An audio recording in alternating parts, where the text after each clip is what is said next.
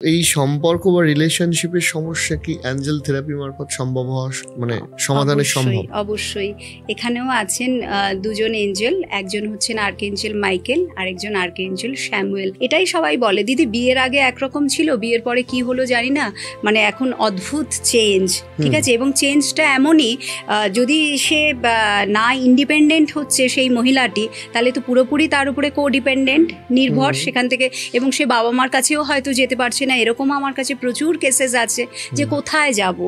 তো সেই জায়গায় তারা যখন আমার কাছে আসে তখন সেখানে আর্কএঞ্জেল মাইকেল, তুমি যদি আর্কএঞ্জেল মাইকেলের প্রেয়ার করো তাহলে তোমার মেন্টাল পাওয়ার এত বেড়ে যাবে, এত তুমি কনফিডেন্ট ফিল করবে।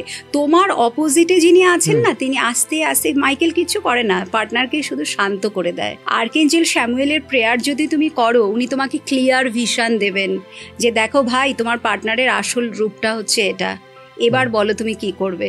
মানে অনেক অজানা জিনিস, অজানা জিনিস, একদম সিক্রেট থিংস। যদি এক্সট্রা ম্যারিটাল অ্যাফেয়ার্স থাকে, মেয়েটি জানেই না, বা শুধু মেয়ে না, ছেলেদের ক্ষেত্রেও প্রচুর হয়, ছেলেরাও আসছে, সব তোমার সামনে চলে আসছে, কোথাও না কোথাও দিয়ে কিভাবে কানেকশন হয়ে যাচ্ছে সব সামনে চলে আসছে সমস্ত।